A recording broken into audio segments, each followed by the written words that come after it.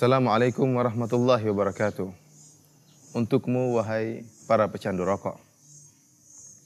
Saya rasa kalau kita berbicara dari hati yang dalam, saya dan Anda wahai perokok sepakat bahwasanya rokok itu buruk.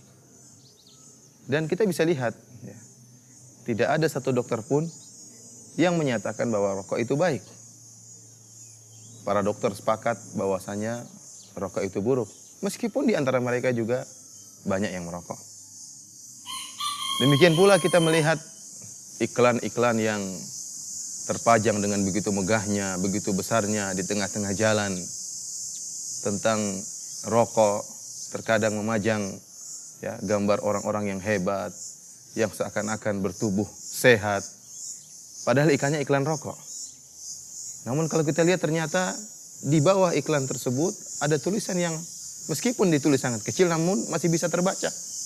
Peringatan pemerintah bahwasanya rokok bisa mengakibatkan demikian dan demikian, mengganggu janin, mandul dan lain sebagainya. Oleh karena saya katakan, Anda sang perokok pun tahu akan hal ini. Hati kecil Anda tahu bahwasanya rokok itu buruk, namun Anda tidak kuasa untuk meninggalkannya. Oleh karenanya, kalau kita berbicara tentang hukum rokok, jelas bahwasanya hukum rokok itu tidak diperbolehkan. Allah Subhanahu wa taala menyebutkan dalam Al-Qur'an tentang sifat Nabi Muhammad sallallahu alaihi wasallam, nabi kita yang sangat kita cintai, wa yuharrimu alaihimul khaba'ith, bahwasanya Nabi Muhammad sallallahu alaihi wasallam mengharamkan perkara-perkara yang buruk. Dan kita sepakat rokok adalah perkara yang buruk. Betapa banyak racun yang terdapat dalam rokok tersebut. Ingatlah wahai para perokok, Allah Subhanahu wa taala sayang dengan kita. Allah tidak suka jika kita merusak tubuh kita. Allah Subhanahu wa taala berfirman, "Wala taqtulu anfusakum, innallaha kana bikum rahima." Janganlah kalian membunuh diri kalian, sungguhnya Allah Subhanahu wa taala sayang kepada kalian. Jasad kita ini amanah. Tidak boleh kita rusak sembarangan. Jasad kita ini akan dimintai pertanggungjawaban oleh Allah Subhanahu wa taala di akhirat kelak. Seorang tidak boleh karena merasa mentang-mentang ini jasad dia, tubuh dia, lantas dia merusak tubuhnya, dia memotong tubuhnya, diharamkan dalam syariat Islam. Oleh karenanya, tatkala Nabi Shallallahu alaihi wasallam berbicara tentang hukum orang yang merusak tubuhnya, ya, kata Nabi Shallallahu alaihi wasallam, "Man qatala nafsahu bihadidatin fahididatuhu biyadihi yaja'u bihi batnahu yaumal qiyamah." Ya, barang siapa yang membunuh dirinya dengan sebilah atau sebuah besi yang tajam, maka di hari kiamat kelak dia akan memegang besi tersebut, kemudian dia tusuk-tusukan besi tersebut di perutnya pada hari kiamat kelak. Demikian juga barang siapa yang man qatala nafsahu bisum, barang siapa yang membunuh dirinya dengan racun, maka pada hari kiamat kelak yatahassahu, maka dia akan minum racun tersebut pada hari kiamat, disiksa oleh Allah Subhanahu wa taala dengan mengkonsumsi racun tersebut di akhirat kelak. Oleh karenanya, ya, tidak boleh kita merusak diri kita. Dan terbukti ternyata banyak orang yang meninggal dunia ya, diakibatkan penyakit kanker yang disebabkan karena mengkonsumsi rokok. Oleh karenanya, tidak perlu kita ragu tentang haramnya hukum rokok. Buktinya tidak seorang pun yang tatkala merokok, dari dalam hatinya, dari naluri hatinya yang paling dalam, kemudian tatkala dia merokok, dia mengatakan bismillah. Tidak ada. Dia malu untuk mengucapkan bismillah. Dia malu kepada Allah Subhanahu wa taala, dia malu kepada para malaikat. Dan tidak ada seorang pun tatkala merokok, setelah merokok dia mengucapkan alhamdulillah. Tidak ada. Kita memakan makanan halal apapun, kita mengucapkan bismillah. Bahkan permen yang kita isap, yang kita makan, kita mengucapkan bismillah. Dan selesai kita makan, kita mengucapkan alhamdulillah. Akan tapi, ya, rokok tidak demikian. Kebanyakan orang merokok tidak mengucapkan bismillah, bahkan dengan tangan kiri menghirupnya. Kemudian setelah selesai pun biasanya cuma diinjak-injak dan tidak mengucapkan alhamdulillah. Ya. Kalau ada seorang yang membakar uang setiap hari 5.000, dia bakar uang. Kita katakan ini orang ya mubazir. Kenapa dia bakar uangnya? Pada hakikatnya merokok pun demikian. Bahkan saya rasa tiap hari uang yang dia keluarkan lebih dari 5.000 rupiah. apakah kita masih ragu tentang keharaman rokok ini? Oleh karenanya wahai para perokok, usahakanlah tinggalkan rokok yang Anda isap, yang Anda hirup tiap hari karena Allah Subhanahu wa taala. Belum lagi kalau kita lihat kenyataan orang yang merokok ya terkadang hilang rasa malu dari dirinya. Dia hanya memikirkan dirinya, tidak memikirkan orang lain. Tatkala dia sudah merokok, meskipun dia dengar orang di sampingnya terbatuk-batuk karena rokoknya, meskipun dia tahu ada anak kecil di sampingnya yang ikut menghirup asap rokoknya, maka dia tidak peduli. Yang penting dia senang, orang lain dia tidak pedulikan. Oleh karenanya saya terkejut waktu setahun yang lalu tatkala saya melewati kota Jakarta, tiba-tiba saya melihat sebuah plakat yang sangat besar. Saya tidak tahu siapa yang meletakkannya.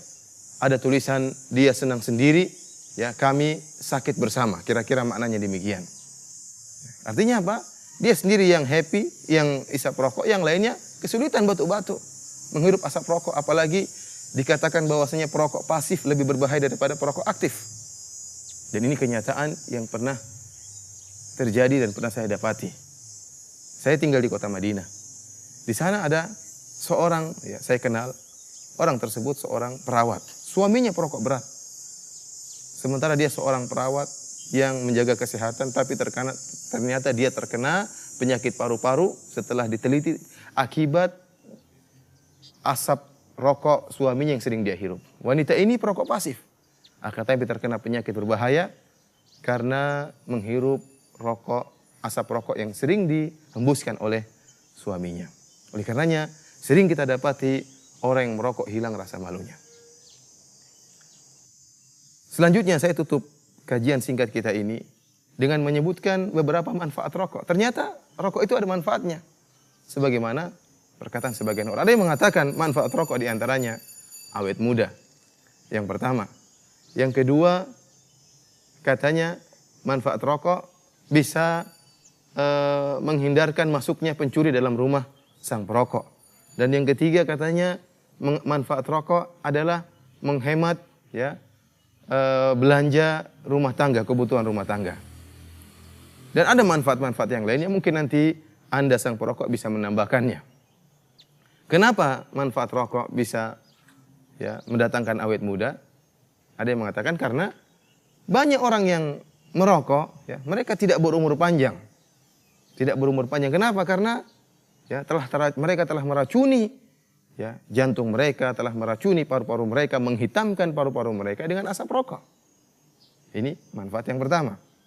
Mungkin ada yang nyeletuk bahwasanya ada juga rokok yang berumur tua, perokok sudah berusia tua tidak meninggal. Kita mengatakan ya itu mungkin kesehatannya tinggi, mungkin Allah ya masih memberikan umur panjang kepada dia supaya dia bertobat, akan tapi tidak bertobat-tobat. Sebagaimana ada saja orang yang minum khamar akan tapi berumur panjang ya.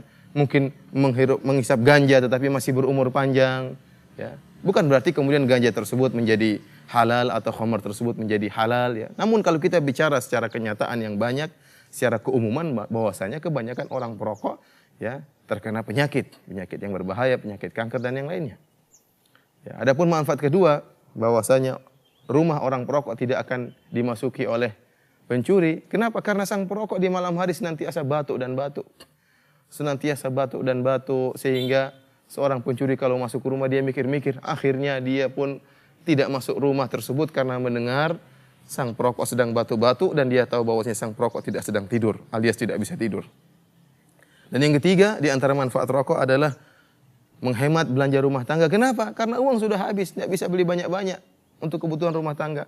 Uang sudah habis digunakan untuk beli rokok. Karena untuk rokok tiap hari sudah harus ada budget khusus untuk beli rokok, entah sekian ribu khusus untuk beli rokok. Kalau digabungkan sampai sebulan tentu jumlah yang banyak. Terutama kebanyakan para perokok, ya kita lihat banyak para perokok orang-orang miskin. Orang-orang yang bukan orang kaya, yang penghasilannya banyak. Enggak, tapi orang-orang yang penghasilannya sedikit akan tapi ya kalau menghisap rokok seperti kereta api. Wahai para perokok, berusahalah untuk kembali kepada Allah Subhanahu wa taala, tinggalkan rokokmu karena Allah Subhanahu wa taala niscaya Allah akan berikan secercah iman dalam hatimu dan menambahkan ketakwaanmu dan semoga Allah menambahkan rizkimu karena kau telah meninggalkan sesuatu karena Allah Subhanahu wa taala. Wassalamualaikum warahmatullahi wabarakatuh.